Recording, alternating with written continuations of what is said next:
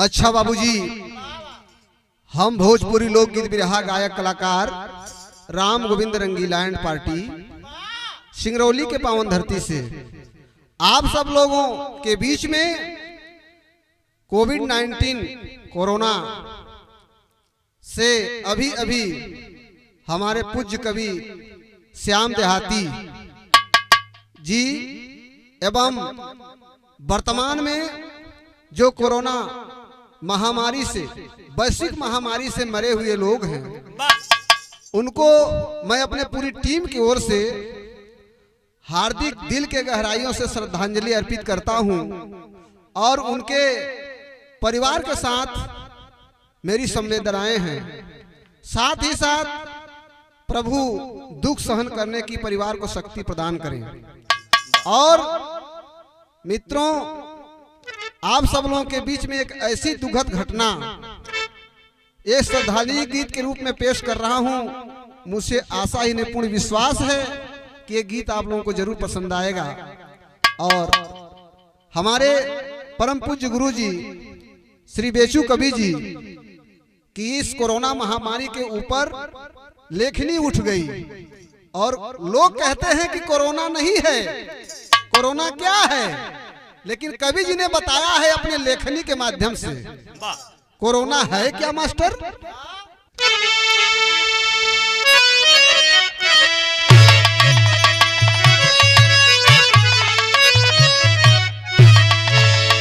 तो कौन कहता है,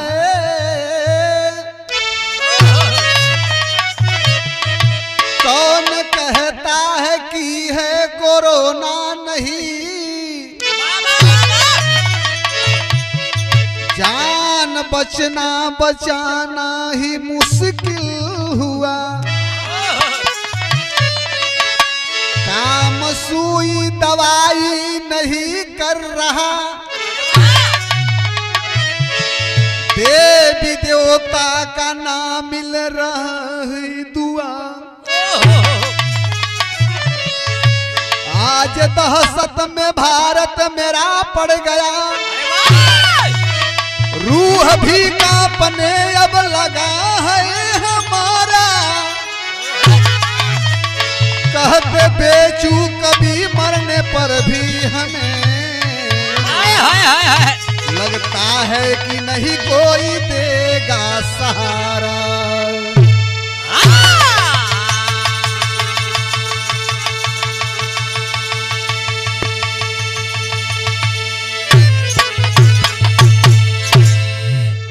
आज दहशत में मेरा भारत पड़ा है, रूह भी कांपने अब लगी है हमारा, मेरा भारत आज दहशत में है। आप लोग ये वैश्विक महामारी कोरोना को देख रहे हैं, ये चीन से पैदा हुआ लेकिन पूरे विश्व में छा गया और 2020 में इसका कहर रहा, 2021 में और भयावह रूप लेकर के आ गया। बिरहा में एक बड़ा सुंदर कव्वाली के पेशकश बा मास्टर।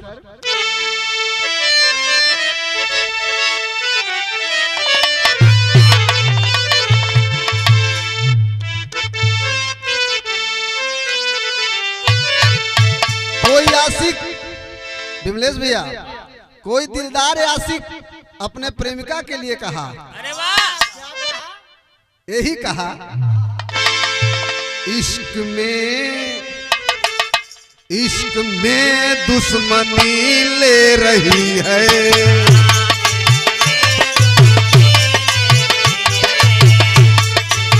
जियो लाल,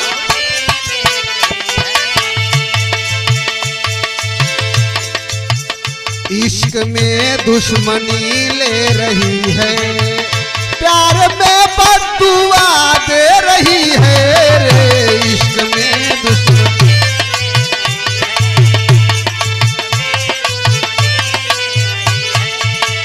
हुस्न में बददुआ दे रही है रे,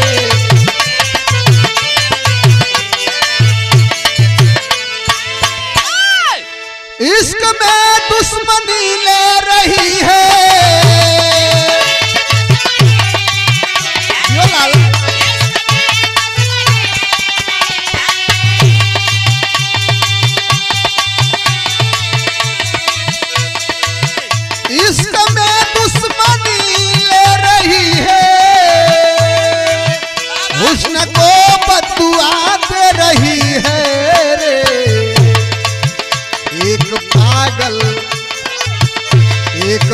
पागल के दीवानेपन का,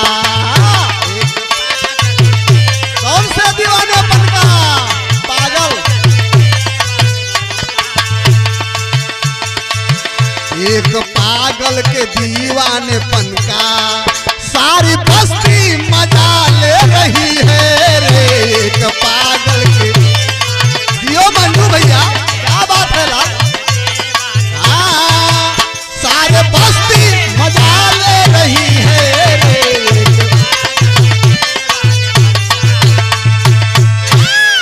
लेकिन कवि जी की लेखनी उठी और लिख दिए बड़ी निमन लाइन। क्या लिखना लाल? कैसे कहूं कि अनमोल है ये जीवन,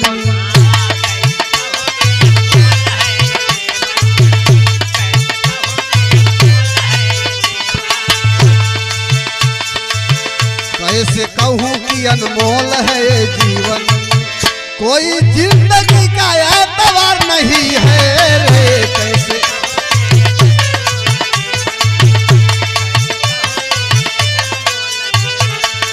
कोई जिंदगी का एतबार नहीं है रे।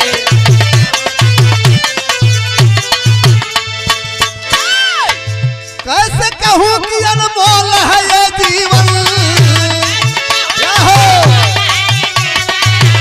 आवा खुल के आवा।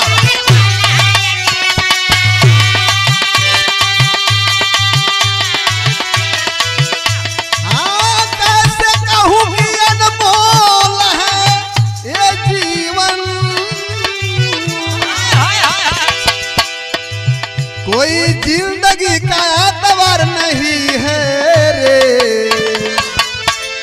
चंद मिनटों में मौत जो है आती, चंद मिनटों में मौत जो है,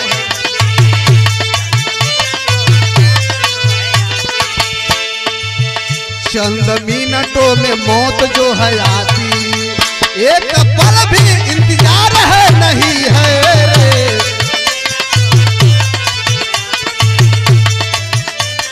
मौत जो है आती, एक पल भी इंतजार ही नहीं है रे।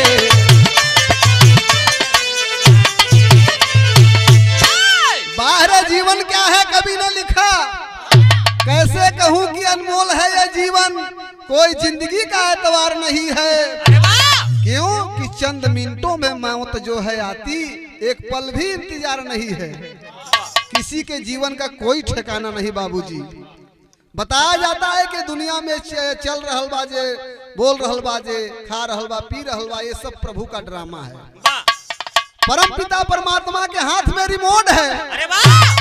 जब वो चाहेंगे तब रिमोट दबा देंगे और सारी टेलीविजन खत्म। बाबूजी बिरहा में कहानी यहीं से शुरुआत हो गई। कहानी कहवा के बा मास्टर?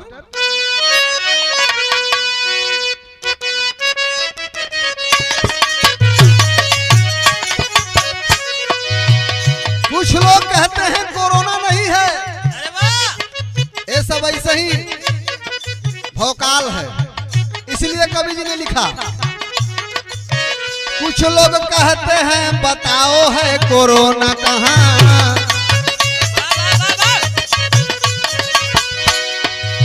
कुछ लोग लॉकडाउन का करते हैं निर्वाह यहाँ,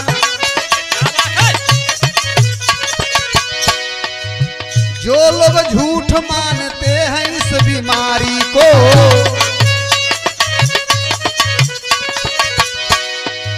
वही सलाम कर रहे हैं महामारी को।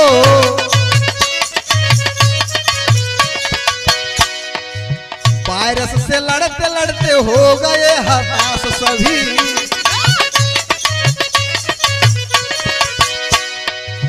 दवा चलाकर डॉक्टर हो गए निराश सभी। जिला चंपारण ग्राम बेतिया के खास रहे, नाम था श्याम माता सरस्वती के दास रहे।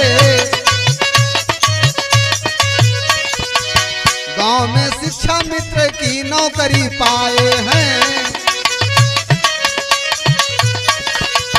नौकरी छोड़कर बम्बे शहर में आए हैं, नौकरी छोड़कर बम्बे शहर में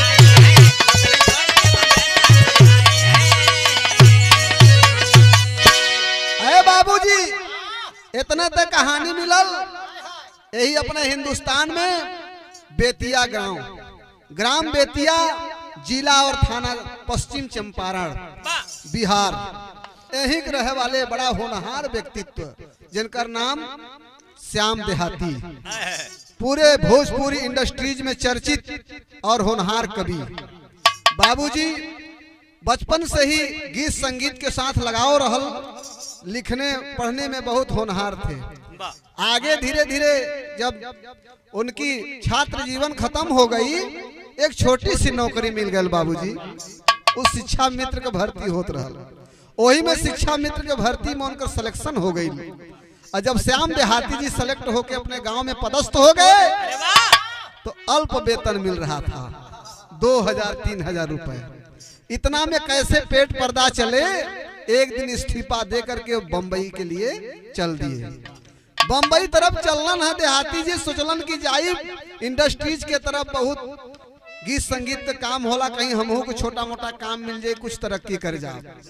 बाबूजी गईलन, जब जूहू के पास पहुंचलन, जहां बहुत लोग 12-12 बजे रात तक वहां अपन मौज मस्ती लेत रहला, तो जब जूहू के पास पहुंचलन बॉम्बे में, तब वहां महान महान फिल्म कलाकारों से भेंट हो गई। हमारे श्री दिनेश लाल यादव निरहुआ भैया से मुलाकात भइल। अब पलगी पर नाम भैल तो भैल का बिरहा में ही तर्ज लग गल मास्टर। कौन गीत वाला?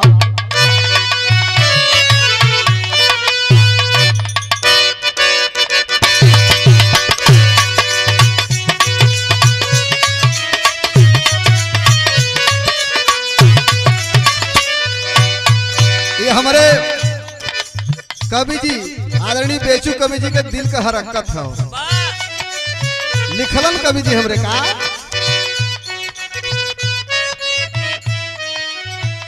साच कहिला तन पे तोहरे सोहेला जितना साड़ी,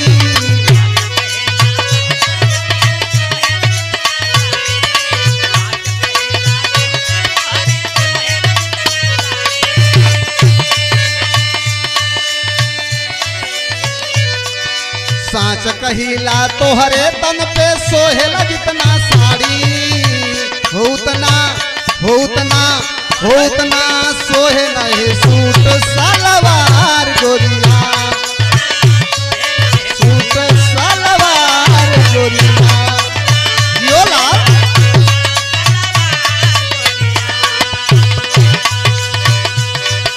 ए भैया, लेकिन बॉम्बे में श्याम देहाती जी जूहू के पास गइलन मंजू भैया, भेंट भइल बा। तब दिनेश लाल भैया जी से पलगी पर नाम भइल बे, कहलन का घूमत घूमत बॉम्बे शहरिया हो एक दिन अइले,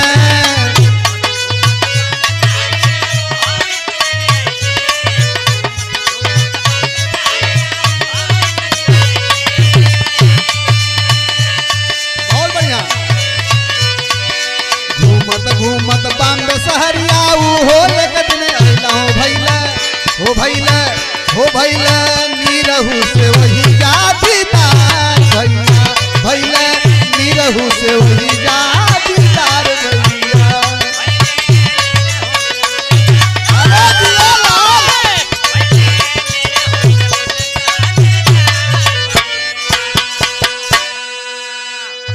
भैया हमारे दिनेश लाल यादव जो गाजीपुर के हैं, जो भोजपुरी फिल्म में काफी सुपरहिट कलाकार हैं, उनसे भेंट भइल। भैया बड़े सरल स्वभाव के हैं, हाल चाल भइल। तो कहत हूँ, का कहत हूँ भैया?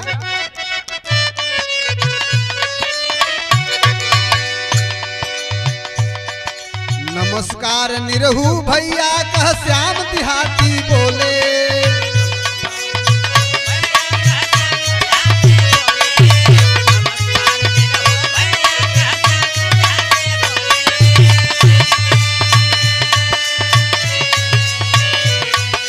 नमस्कार निरहू भैया कह श्याम देहाती बोले, नौकर ढूंढत बॉम्बे लैली दिल की बत्तियां खोले,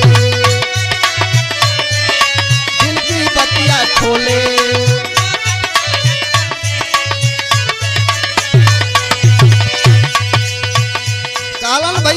नौकरी ढूंढत थी, कौनो नौकरी रोजगार हमहू के मिल जाई।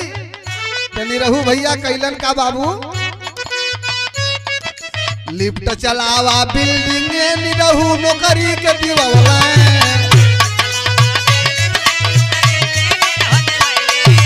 लिफ्ट चलावा बिल्डिंग में,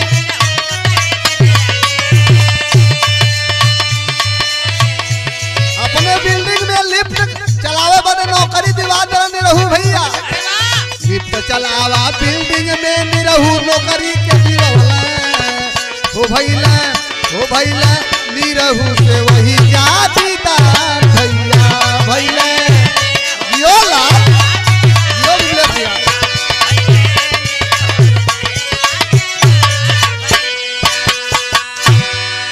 बाबूजी जब दीदार भइल बा, प्रेम पूर्वक वार्तालाप भइल, तो निरहू भैया कलन के ठीक है, आपका काम चाहिए तो हमार लिफ्ट चलावल करा।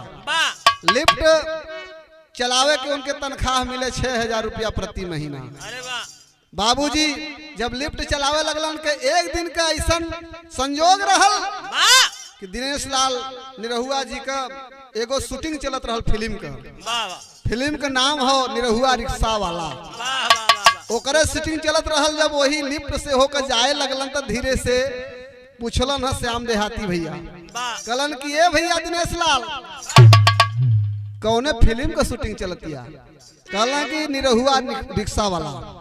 निरहुआ रिक्शा वाला का शूटिंग चलत हो भाई। कहलन कि हम हूँ भैया थोड़ा मोड़ा लिखीला, अगर आप अपने फिल्मिया में हमारे गीतिया गा देते तो बड़ी अच्छा हो जाता। तो दिनेश लाल भैया कहलन कि ठीक है, आप अपना गीत लिख के दीजिए। बाबू जब गीत कहलन लिख के दीजिए तो कौन गीत लिख के दिलन मास्टर? कौन?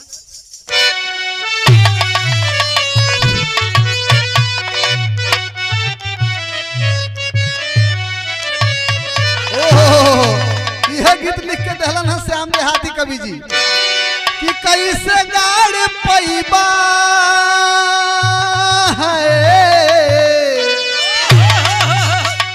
हरि कैसे गाड़ पैबा तू मोहब्बती का झंडा। अरे कैसे गाड़ पैबा तू मोहब्बती के झंडा। मिसिर जी हो मिसिर जी तू तो पहाड़ बड़ी ठंडा, तू तो पहाड़ बड़ी ठंडा। कैसे गाड़ पैबा यो अरे हम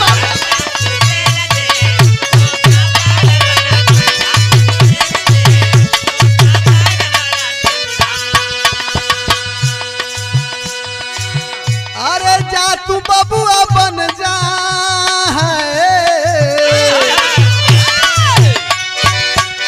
अरे जा तू बबुआ बन जा बनारस में पंडा। मिसिर जी हो मिसिर जी तू तो पहाड़ बड़ी ठंडा, तू तो पहाड़ बड़ी ठंडा।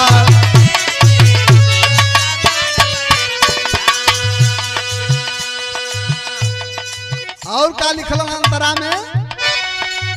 चोलिया के भीतर जवानी चरचराला, देख के न तो के रोआ फड़फड़ाला।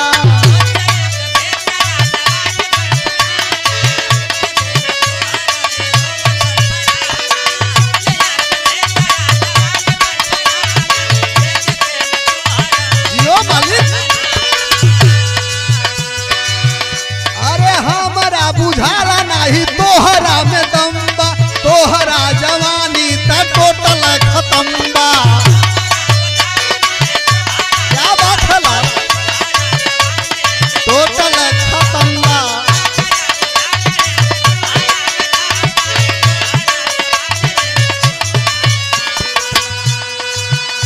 अरे तोहरा से नीक बाट है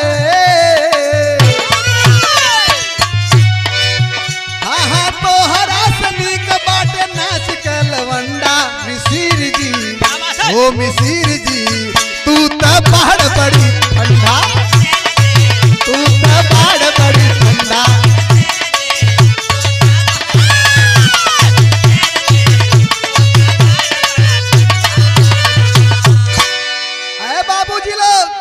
ये गीत हमारे कवि जी श्याम देहाती जी जब लिखलन है, निरहुआ रिक्शा वाला फिल्म में सुपर हिट गई।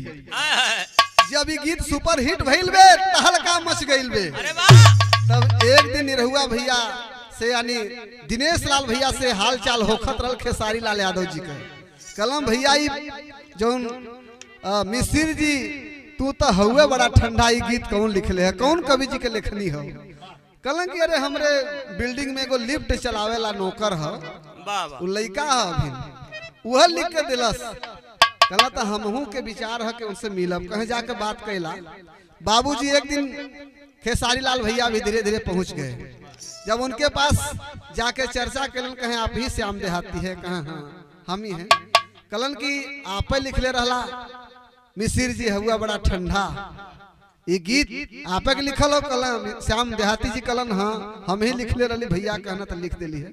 कला तो ठीक है, एगो गीत हमरों के लिख दा। खेसारी लाल यादव फिल्म अभिनेता कलन के हमरों के एगो गीत लिख के दे दा, हमरो विचार है कि आपके लिखल गीत गाई। कला ठीक बा, आपका मन है तो लिख देते। तो वो कौन गीत रहल मास्टर?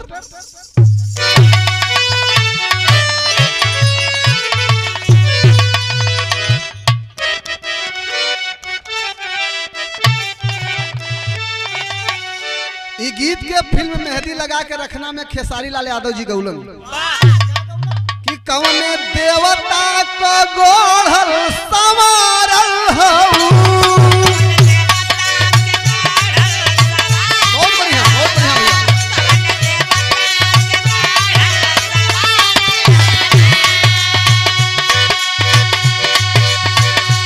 एकरा खातिर जमीन पर उतारल हऊ।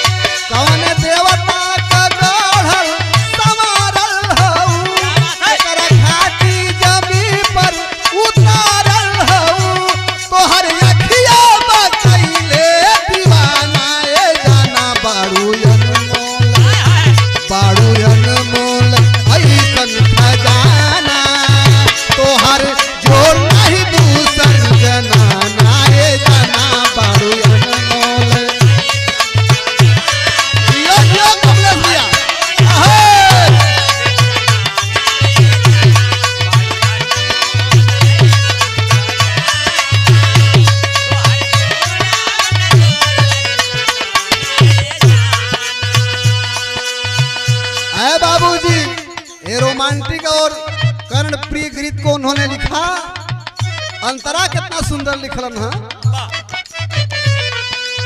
चनवा से रंग लेके चेहरा बनावा ले, चमके गोराई गोरे गाल के, चेहरा बनावा ले।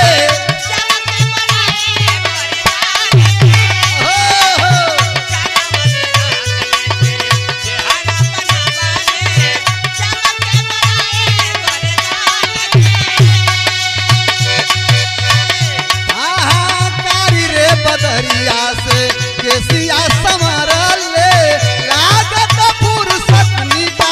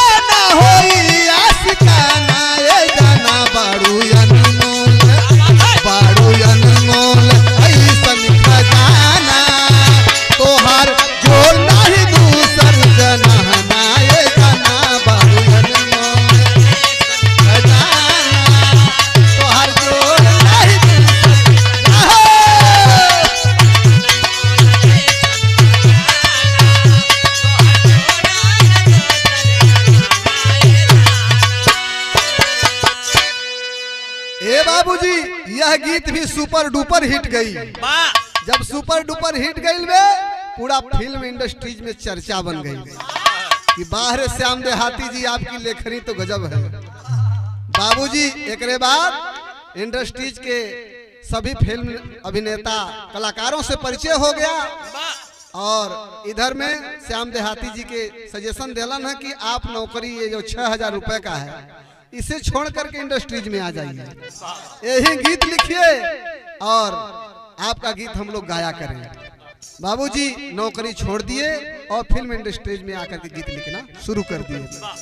एक बाद एक और फिल्म दिनेश लाल जी कैलन है राम लखन नाम से। वो फिल्म में बड़ा सुंदर गीत लिखना। वो गीत कौन रहल मास्टर?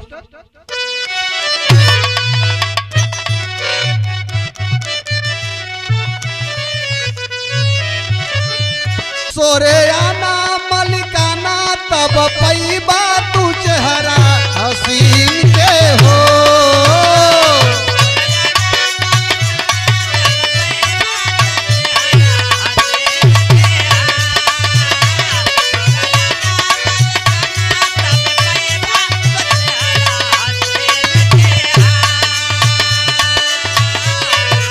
हीरोइन कहते हीरो के सोरायाना मलिकाना तब पैबा तू चेहरा हसीन के हो।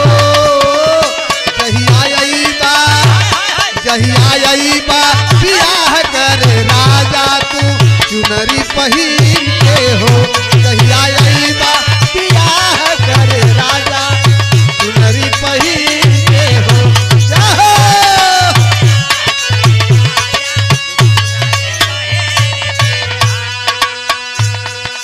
हीरो जवाब देवेला हीरोइन के का करे जा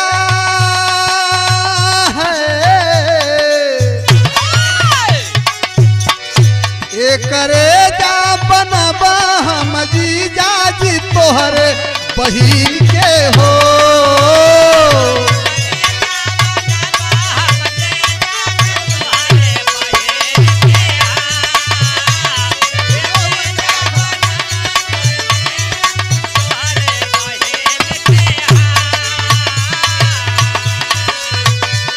करे जा बनबा हम जीजा जी तोहरे बहिन के हो। जहिया मड़वा में मनिया सजाइब पियरी पहिन के हो।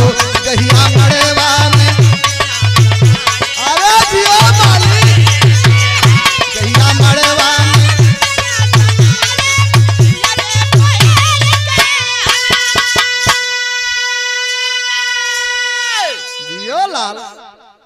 यह गीत जौने समय दिनेश लाल भैया अमरपाली दुबे जौने समय फिल्म राम लखन में कैलन हा अभिनय काफी सुपर हिट गई। इहो गीत नाम कर गई। एक बाद खूब चर्चित हो गए श्याम देहाती भैया और खूब लिखे लगलन फिल्म इंडस्ट्रीज में गीत। और सब कलाकार चाहे वो पवन सिंह हो, खेसारी लाल हो, दिनेश लाल हो, यहाँ तक कि रवि किशन भी सभी भोजपुरिया हीरो गाए। और हमारे पूरे फिल्म इंडस्ट्रीज ही नहीं पूरे हिंदुस्तान में उनका नाम चमक गया। लेकिन बाबूजी कुछ दिन बीतला के बाद खेसारी लाल यादव जी एक गीत उनसे फिर लिखवाए। बोले भैया एगो हमार फिल्म में आवत हो सैया अरब गई लेना। वो फिल्म आवत रहल सैया अरब गई लेना। कहला भैया गीतिया लिख देता एक थे। श्याम देहाती कवि जी उठौलन कलम लिखलन बड़ी सुंदर गीत। कैसे लाल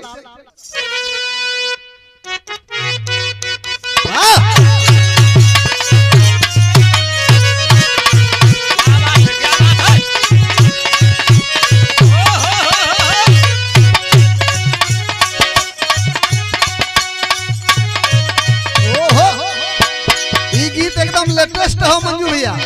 2021 का चरचराता हुआ माहौल में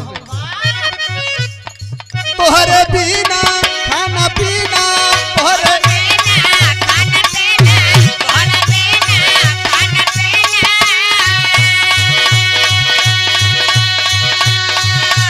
बिना खाना पीना तोहरे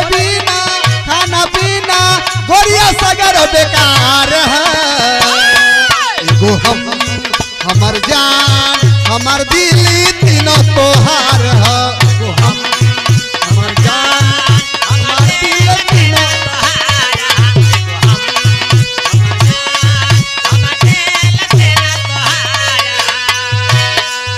हीरो कहला मचलती हुई हीरोइन को देख करके जब ले देखले पानी रनिया तोहरो चढ़ल जवानी हो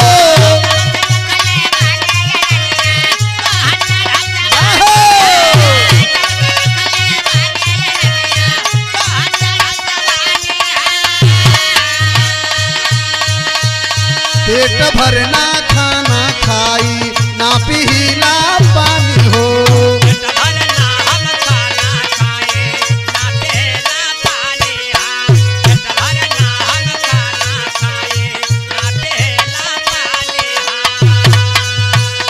तोहरे बिना दूनु जूना तोहरे बिना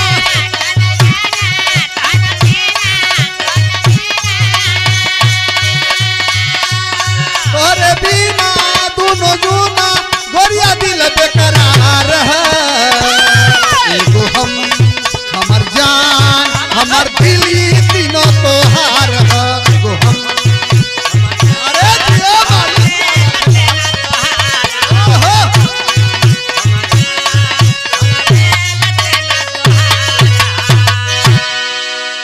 ये गीत भी काफी सुपरहिट गई और बाबूजी बिग गंगा चैनल में हमारे कवि जी आदरणीय बेचू कवि जी जब गए थे तो बिग गंगा चैनल में निरहुआ भैया के यहाँ रहते थे श्री प्यारेलाल कवि जी और दिनेश लाल भैया बेचू कवि जी और श्याम देहाती कवि जी एक ही जगह मुलाकात हुई थी। हमारे कवि जी बेचू कवि जी ने पूछा कि भाई साहब आपकी उम्र क्या होगी। देहाती जी बोले हमारा उम्र करीब 34-35 वर्ष हो रहा है कवि जी, 1986 का जन्म है। कलम तो हमसे तब तो छोटे होगा, लेकिन बाबूजी कहा जाता है कि बड़ा हुआ से क्या हुआ जैसे पेड़ खजूर, पंथी को छाया नहीं फल लागे अति दूर। ज्ञान बड़ा होता है, छोटा बड़ा से मतलब नहीं है। बाबूजी श्याम देहाती कवि जी से मुलाकात हुई थी हमारे कवि जी की, उन्होंने हमें बताया और कवि जी ने जब इस गीत को लिखा तो इस बात को हमें बताया।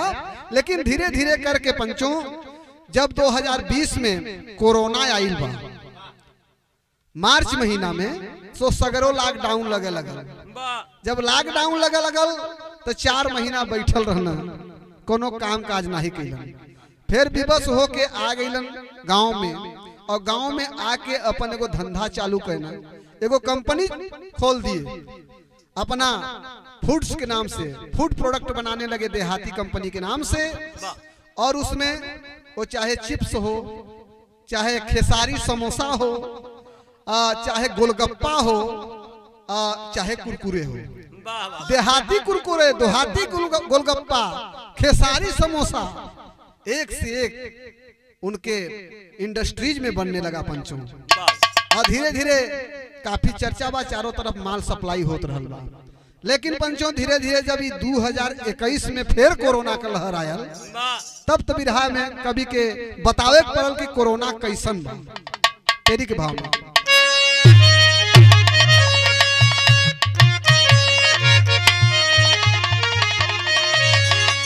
कोरोना के लहर से जब हड़कंप मच गई बा 2021 में, तो लोग कह लगल कैसन बा कोरोना, कोरोना हो कि ना हो। कवि जी की लेखनी कहती है कैसा है ये कोरोना क्या जाने, कैसा है ये कोरोना क्या जाने, भले हो लाख तुम्हारे घर में रुपया पैसा, अरे हो पैसा, अरे हो पैसा। कोरोना कोई रुपया पैसा नहीं देखता।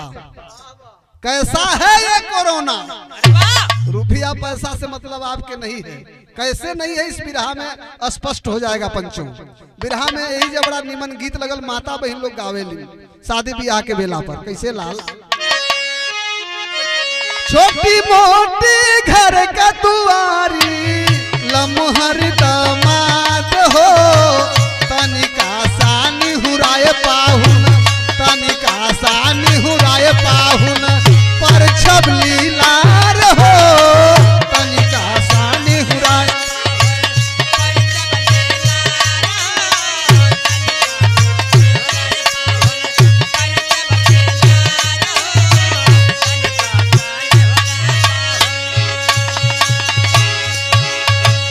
लेकिन श्याम देहाती जी जब चर्चा में भइलन ह तब का भाव कवि जी लिखत हुवन, फिल्म इंडस्ट्रीज में,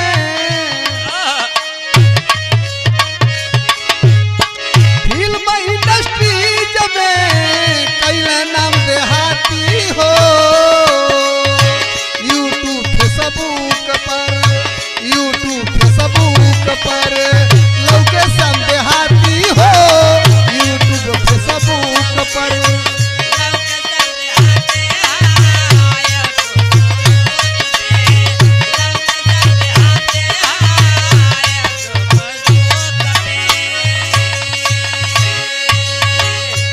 रहबे कैलन एगो कंपनी जो देहाती नाम से कंपनी खोलने रहन, काफी चर्चा हो गई, जगह जगह होलसेलर सामान मंगाने लगे।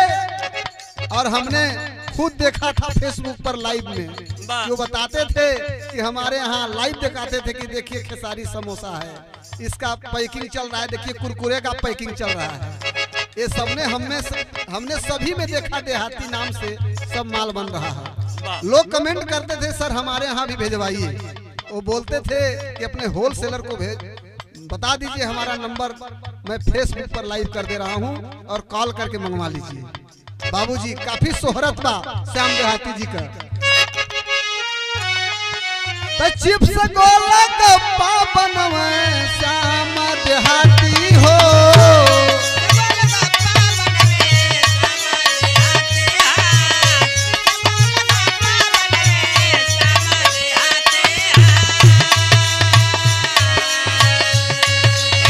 चटपटा मसाला बनवे काम है देहाती हो,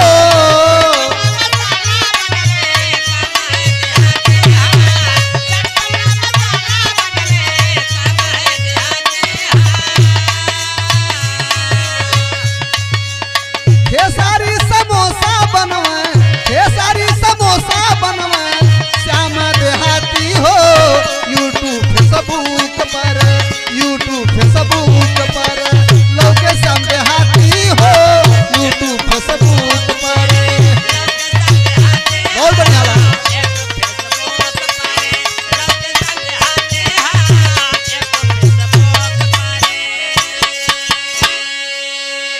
बाबूजी धीरे धीरे करके हमारे कवि जी श्याम देहाती जी का काफी चर्चा है, काफी सुपर हिट है। लेकिन जब धीरे धीरे 2021 अप्रैल में 14-15 अप्रैल के आसपास की घटना है, पहपट में भाव लिखल गल लाल,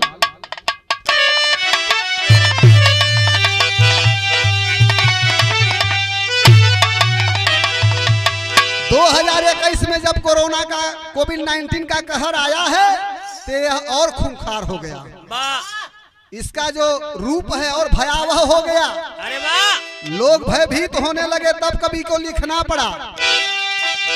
अरे देश में सगरी फैलल बा हाहाकार, कोरोना ले जाई,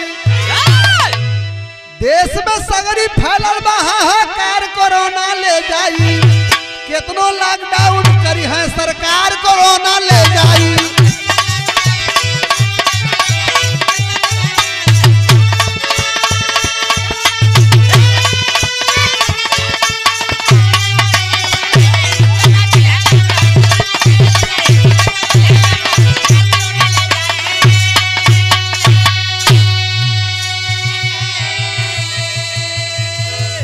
ए बाबू खांसी और जुखाम बुखार अब जान लेवा बन गईला हो, यही रोग में कवि जी श्याम देहाती भी पकड़ैला हो।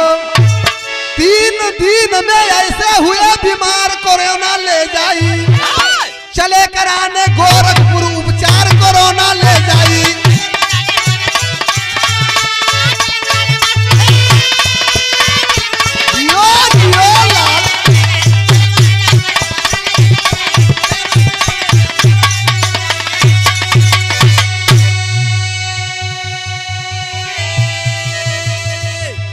बाबूजी 15 अप्रैल को लगभग ऐसा बीमार हो गए कि लोग देखते हैं कि श्याम देहाती जी की तबीयत धीरे धीरे खराब होती जा रही है।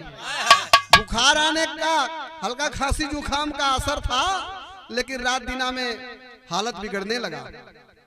अपने ग्राम बेतिया से परिजन लोग ले करके गोरखपुर के ओर रवाना हुए हैं। जैसे गोरखपुर हॉस्पिटल के पास पहुंचे हैं पंचों, लेकिन वहां पे न ऑक्सीजन मिलत बा, न तो बेड के व्यवस्था बा। हमारे श्याम देहाती जी के परिजनों खेसारी लाल भैया को बताए और फोन घुमाए, जो फिल्म अभिनेता भी और वहां के सांसद हैं रवि किशन जी, वहां भी फोन किया और वो सुनने में आया कि वो वहां से कॉल भी किए थे, लेकिन कोई दवा और उपचार उनको नहीं मिल पाया। दुर्भाग्य कहा जाए पंचों कि उनका नियति कहा जाए कि नियति को यह मंजूर नहीं था। हुआ क्या, अल्लाह के भाव में लिखा गया पंचों,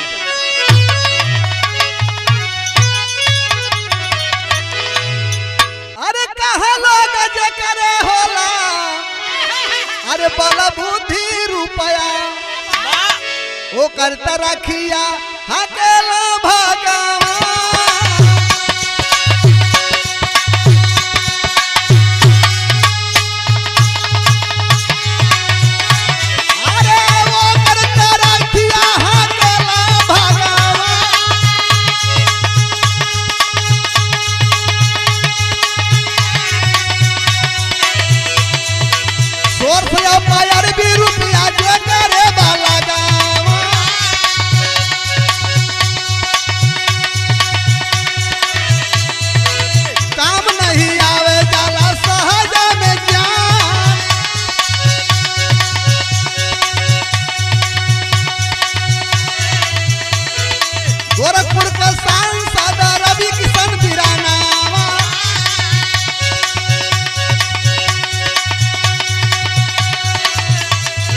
जेकर गीत लिखे श्याम देहाती श्रीमान,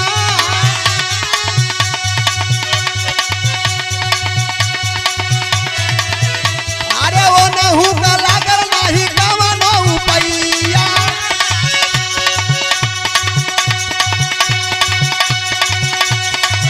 अरे कहेलन खेसारी लाल यादव सुनता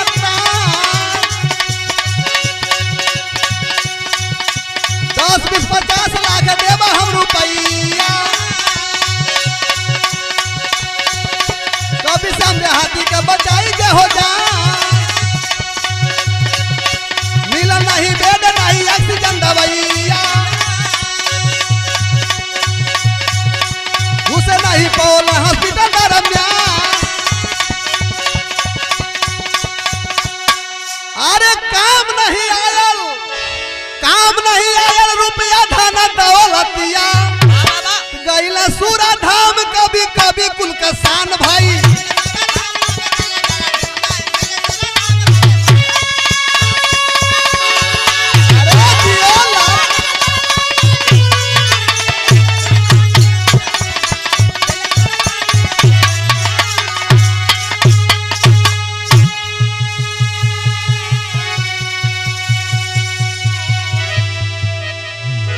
जैसा कि बाबूजी फेसबुक के माध्यम से पता चला और यूट्यूब के माध्यम से जो लोग वीडियो डाले थे लाइव में, उसमें सुनने के लिए मिला, देखने के लिए मिला कि 2 घंटे तक उस बीमार हालत में तड़पते रह गए श्याम देहाती जी, जिनके सब कुछ रहल, बड़े बड़े अभिनेता थे, बड़े बड़े सांसद थे, बड़े बड़े मंत्री थे, सब कुछ उनके पल्ले रहल, सबके फोन गयल, लेकिन 2 घंटे तक उस गाड़ी में तड़पते रह गए एम्बुलेंस के अंदर, लेकिन उनको कोई व्यवस्था नहीं मिली। और 2 घंटे के अंदर ही जब दूसरे घंटा समाप्त होने के बाद, लाख प्रयास करने के बाद जब डॉक्टर जाके चेक किया तो वह बता दिया कि ये तो मर चुके हैं। दुर्भाग्य देखें, जिसके पास सब कुछ है। यहाँ तक थी भोजपुरी फिल्म अभिनेता खेसारी लाल यादव जी ने यह चैलेंज किया। उस समय वो चंडीगढ़ में फिल्म शूटिंग कर रहे थे, वहां फोन गई तो अफरा तफरी मच गया, क्योंकि खेसारी लाल भैया के बहुत करीबी थे वो, और आंखों से आंसू थम नहीं रहे। खेसारी लाल भैया रो के बोले कि चाहे जो भी हो, अगर तबीयत खराब है देहाती भैया का, श्याम देहाती जी का, तो उनको चाहे लाखों 50 लाख रुपए जो लग जाए मैं देने के लिए तैयार हूं, लेकिन उनको बचाना है। लेकिन पंचों लाख कोशिश करने के बाद भी कहते हैं कि लाख मुद्दई चाहे वो नहीं होता है, वही होता है जो मंजूरे खुदा। उनको ऊपर वाले को मंजूर नहीं था, कोई समय पर नहीं हो पाया, कोई समय से नहीं जुट पाया। आखिर इस दुनिया को हमारे श्याम देहाती जी छोड़ के चले गए, किसके बदौलत? कोरोना के बदौलत। कोरोना के बदौलत कोविड-19 का कहर 2021 में इतना घनघोर रूप ले लिया है कि हमारे अखाड़े के होनहार कवि अंबिका यादव जी आजमगढ़ के रहने वाले थे, वो भी इसी कोरोना के कहर में लमसम चले गए। और एक और कवि जी थे हमारे चकिया के राजेंद्र प्रजापति जी, वो भी इसी कोरोना के कहर में चले गए। और हमारे सिंगरौली जिला के एक बहुत महत्वपूर्ण और होनहार शिक्षक थे, हमारे मित्र थे, श्री राजबली सिंह बैस जी, हेडमास्टर थे विद्यालय के। वह भी अभी आज मैं बिरहा रिकॉर्ड कर रहा हूं, आज सुबह की घटना है, आज ही वह भी इस कोरोना के महामारी में बताया गया कि उनका भी देहांत हो गया। पंचों कितने लोगों का नाम गिराए, सुन करके कलेजा कहर जाता है कि हाय हाय ये क्या हो रहा है इस जमाने में। तो जितने लोग इस कोरोना से मरे हैं सबको मैं राम गोविंद रंगीला एंड पार्टी अपने पार्टी की ओर से तहे दिल से सच्चा श्रद्धा सुमन अर्पित करता हूं, और उनके परिवारजनों को हमारे ओर से हार्दिक संवेदना है। प्रभु उनके परिवार को दुख के घड़ी में संबल प्रदान करे। और हमारे रंगीला म्यूजिक चैनल को जो भाई सब्सक्राइब नहीं किए होंगे तो जरूर सब्सक्राइब कर लेंगे, क्योंकि ये छोटा सा सहयोग आपके लिए बहुत बड़ा, हमारे लिए बहुत बड़ा साबित होगा। आइए, कवि जी ने कहा खड़ी के भाव में क्या,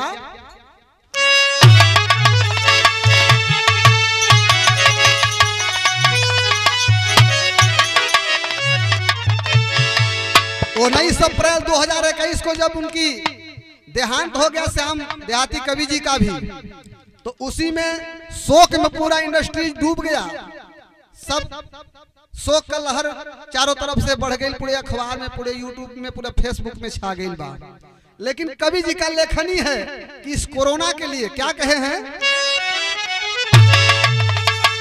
अरे ये बा कोरोना, ये कोरोना बा सबके बतावे के पारी,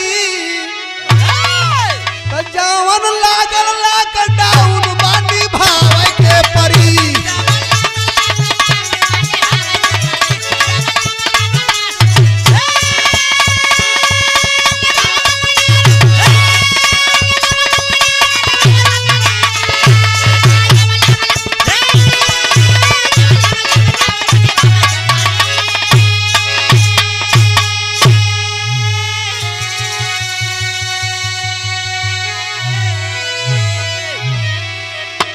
खेसारी लाल भैया भी रो रो करके फेसबुक पर लाइव हुए थे और बोले थे कि आई लव यू मेरे भाई श्याम देहाती जी, आपको मैं नहीं बचा सका, लेकिन आपकी लिखी हुई गीत हमेशा के लिए जीवंत रहेगी, हमेशा यादगार रहेगा। काफी दुख व्यक्त किए, लेकिन कहना है कवि का कि मास्क लगावल बाटे सबके जरूरी, सब कोई बनावे रखा 2 गज के दूरी।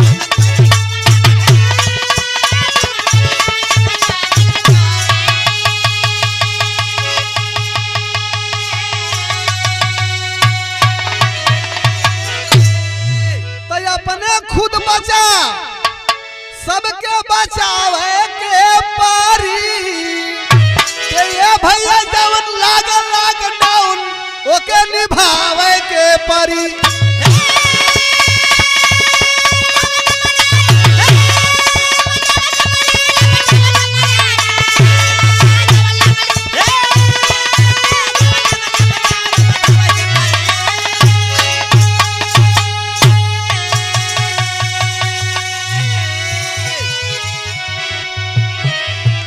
हमारी बात हुई बेचू कवि जी से उन्होंने कहा, मैं कहा कवि जी ये क्या है, आखिरकार 2020 में आया था, 21 में फिर कैसे लौट आया।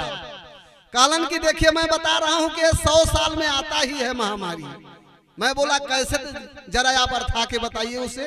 बताए, क्या बताए? अरे ठीक 100 साल पर ई आवेला बीमारी, यही के बतावे लगे आई महामारी।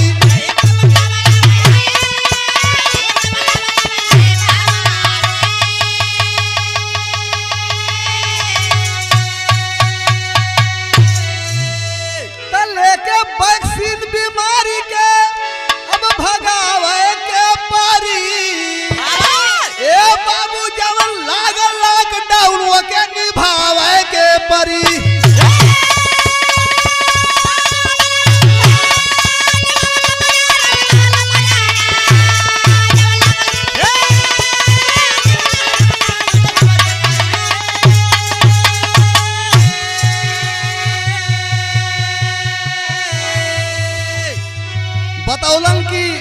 बतौलन की 100 साल में बीमारी उबे करेला। हम कहीं पहले इतिहास उठा के बतावा कैसे और पहले कब कब आयल रहल। बतौलन की 1720 में प्लेग आया था, 1820 में हैजा आया था, और 1920 में फ्लू आया था, और 2020 में कोरोना आया। अरे कोरोना का लहर अभी जारी है। तो कहना है विधा हमारे आखिरी हुई और गुरु घराने का परिचय है। कैसे मास्टर? गुरुदीन मोहम्मद राम सेवक श्री बदन की बानी। अरे कथन कहे कभी हरिद्वार संग का बेशु ज्ञानी हो।